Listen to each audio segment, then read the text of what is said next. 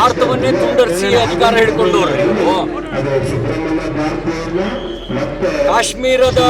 ಕಾಶ್ಮೀರವನ್ನೇ ತುಂಡರಿಸುವ ಕೆಲಸ ಮಾಡಿದ್ದಾರೆ ಅಂತ ಹೇಳಿದ್ರೆ ಇವ್ರ ಮನಸ್ಥಿತಿ ಅರ್ಥ ಆಗುತ್ತೆ. ಈಗಿರುವ ಕಾಂಗ್ರೆಸ್ಸಿಗೂ ಹಿಂದಿನ ಕಾಂಗ್ರೆಸ್ಸಿಗೂ ಏನೂ ಸಂಬಂಧ ಇಲ್ಲ ಅನ್ನೋದು. ಮತ್ತು ಒಂದು ಪ್ರಶ್ನೆ ಕೇಳಕ್ಕೆ ಬಯಸ್ತೇನೆ.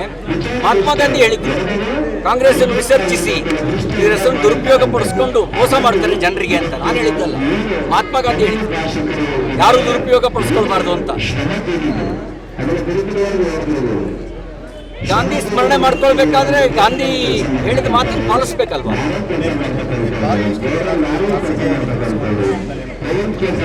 ನಾನು ಖಾಸಗಿಯಾಗಿ ಕಾಲ್ ಲಿಸ್ಟ್ ತೆಗ್ಸಕ್ಕೆ ಬರಲ್ಲ, ತನಿಖೆ ನಡೆಸಬೇಕು.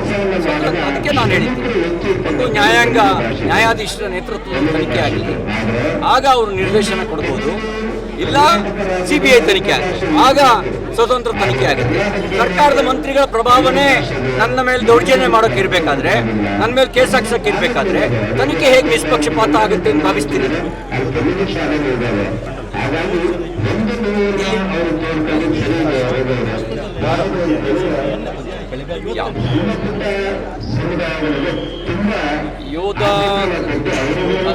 ಯೋಧರು ಅವರು ಸಾವು ಅದು ಸಹಿಸ್ಕೊಳಕ್ಕೆ ಭಾರತ ಮಾತೆ ವೀರಪುತ್ರರನ್ನ ಕಳ್ಕೊಂಡಿದೆ. ಅವರ ಆತ್ಮಕ್ಕೆ ಸದ್ಗತಿ ದೊರಕಿರುತ್ತೆ. ಅವ್ರ ಕುಟುಂಬಕ್ಕೆ ನೋವನ್ನು ಭರಿಸ್ತಕ್ಕಂಥ ಶಕ್ತಿಯನ್ನು ದಯಪಾಲಿಸಿ ನಾವು ಕೂಡ ಕುಟುಂಬದ ನೋವಿನ ಜೊತೆಗೆ ಇರ್ತೀವಿ ಅಂತಕ್ಕಂಥ ಮಾತನ್ನು ಹೇಳ್ತಾ, ವೀರರ ಶೂರರ ಸಂಸ್ಕೃತಿ, ಆ ಯೋಧರ ಯಶೋಗಾಥೆಯ ಮೂಲಕ ನಮ್ಮಲ್ಲಿ ಬೆಳೆದು ಬಂದಿದೆ. ರೈತ ಮತ್ತು ಸೈನಿಕ ನಮ್ಮ ದೇಶದ ಎರಡು ಕಣ್ಣಿದ್ದಂತೆ.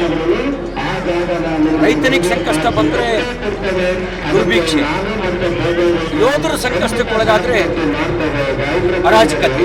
ಹಾಗಾಗಿ ಯೋಧರು ಸುರಕ್ಷಿತವಾಗಿರಬೇಕು, ಆಗ ಮಾತ್ರ ದೇಶ ಸುರಕ್ಷಿತವಾಗಿರಬೇಕು. ಭಾರತವನ್ನೇ ತುಂಡರಿಸಿ ಅಧಿಕಾರ ಹಿಡ್ಕೊಂಡವ್ರು. ಕಾಶ್ಮೀರವನ್ನೇ ತುಂಡರಿಸುವ ಕೆಲಸ ಮಾಡಿದ್ದಾರೆ ಅಂತ ಹೇಳಿದ್ರೆ ಇವ್ರ ಮನಸ್ಥಿತಿ ಅರ್ಥ ಆಗುತ್ತೆ.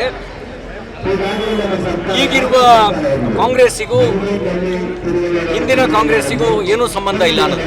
ಮತ್ತು ಒಂದು ಪ್ರಶ್ನೆ ಕೇಳಕ್ಕೆ ಬಯಸ್ತೇನೆ. ಮಹಾತ್ಮ ಗಾಂಧಿ ಹೇಳಿದ್ರು, ಕಾಂಗ್ರೆಸ್ಸನ್ನು ವಿಸರ್ಜಿಸಿ ಇದರ ಹೆಸರನ್ನು ದುರುಪಯೋಗ ಪಡಿಸ್ಕೊಂಡು ಮೋಸ ಮಾಡ್ತಾರೆ ಜನರಿಗೆ ಅಂತ. ನಾನು ಹೇಳಿದ್ದಲ್ಲ, ಮಹಾತ್ಮ ಗಾಂಧಿ ಹೇಳಿದ್ರು ಯಾರು ದುರುಪಯೋಗ ಪಡಿಸ್ಕೊಳ್ಬಾರ್ದು ಅಂತ.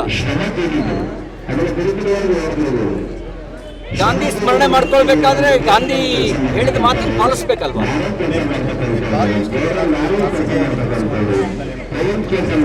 ನಾನು ಖಾಸಗಿಯಾಗಿ ಕಾಲ್ ಲಿಸ್ಟ್ ತೆಗ್ಸಕ್ಕೆ ಬರಲ್ಲ, ತನಿಖೆ ನಡೆಸಬೇಕು.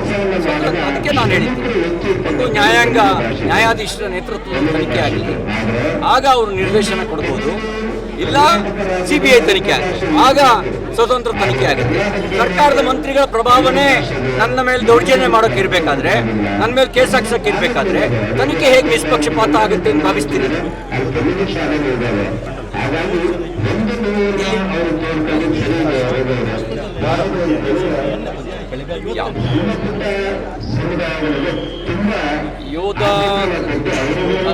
ಯೋಧರು ಅವರು ಸಾವು ಅದು ಸಹಿಸ್ಕೊಳಕ್ಕೆ ಭಾರತ ಮಾತೆ ವೀರಪುತ್ರರನ್ನ ಕಳ್ಕೊಂಡಿದೆ.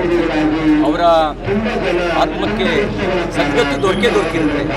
ಅವ್ರ ಕುಟುಂಬಕ್ಕೆ ನೋವನ್ನು ಭರಿಸ್ತಕ್ಕಂಥ ಶಕ್ತಿಯನ್ನು ದಯಪಾಲಿಸಿ ನಾವು ಕೂಡ ಕುಟುಂಬದ ನೋವಿನ ಜೊತೆಗೆ ಇರ್ತೀವಿ ಅಂತಕ್ಕಂಥ ಮಾತನ್ನು ಹೇಳ್ತಾ, ವೀರರ ಶೂರರ ಸಂಸ್ಕೃತಿ, ಆ ಯೋಧರ ಯಶೋಗಾಥೆಯ ಮೂಲಕ ನಮ್ಮಲ್ಲಿ ಬೆಳೆದು ಬಂದಿದೆ. ರೈತ ಮತ್ತು ಸೈನಿಕ ನಮ್ಮ ದೇಶದ ಎರಡು ಕಣ್ಣಿದ್ದಂತೆ.